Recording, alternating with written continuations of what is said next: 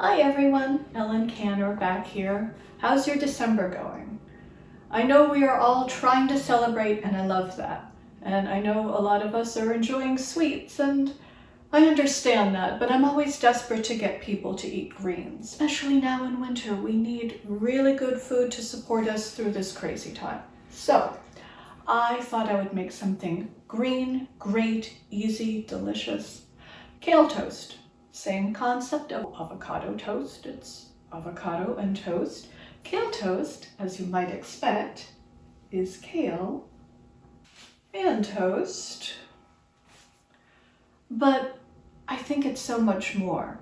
It's one of those dishes that is greater than the sum of its parts, takes just a couple minutes. It has wonderful Mediterranean influences. It's delicious. So let's do it. I have my fabulous cast iron skillet. I'm going to give it a slick of olive oil, less than a tablespoon.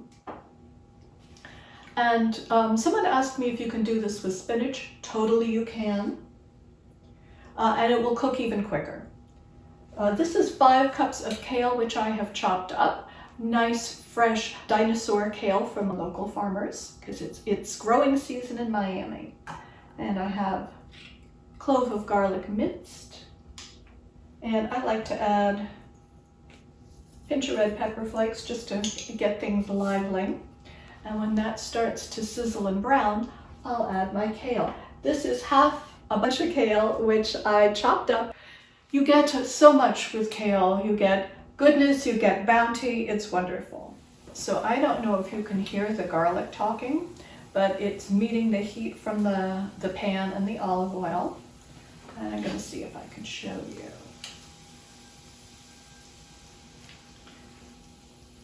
It smells wonderful. And now my kale is ready to meet it. It will wilt down. That's what kale does.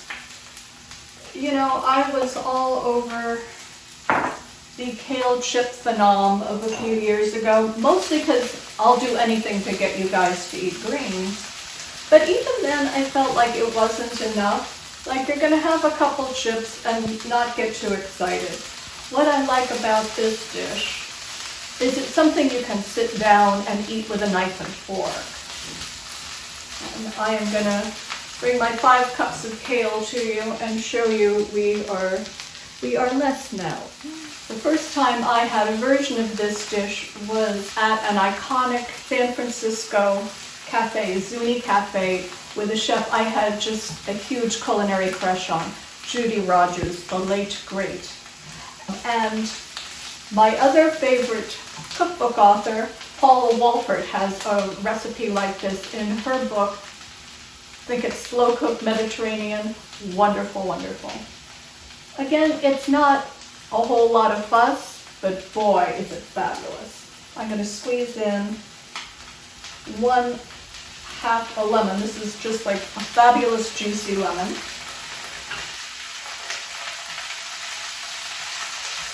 And now you're really hearing it cook down. And we're getting some great deep colors from the kale.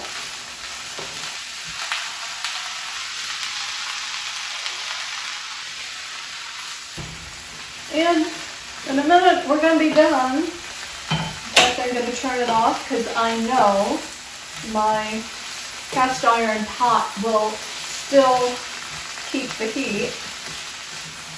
And so what? I'm going to finish with a little sea salt. Give that last bit of juice in there. And now we mound and dress. But you can put all kinds of gorgeous things on it. I like to finish with a crunch of nuts. If you want to get the holiday thing going, do some tomatoes so we have some red and green. Again, I got some of that from my local farmer too. Here it is at its element. Oh gosh, you can just see the steam rising from it. Super cool. A few nuts.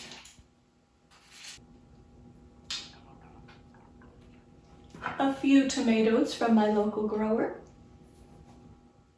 And And I'm going to grate on a little lemon zest to finish. And you can see this is not a delicate canopy. It's not supposed to be. This is something you can just enjoy. It looks pretty for the holidays. It'll feed you well, and it's going to be delicious. And it's going to be kale, so you'll make me happy too. I love it. I know I said you should sit down and eat it, but I'm going to try and take a bite. It's going to be a mess. Messy is good sometimes.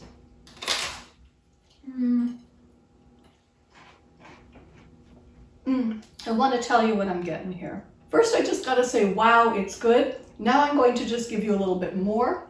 We got the little bit of bite from the lemon and garlic. We got some texture from the toast. We got some wonderful melting yield from the kale. Like I said, it's simple, but it's so much more than the sum of its parts. So eat well, stay well. Until next time, everyone, follow me on Instagram and Twitter. I'll share the recipe with you. Love you lots. See you next time. Thanks. Bye-bye.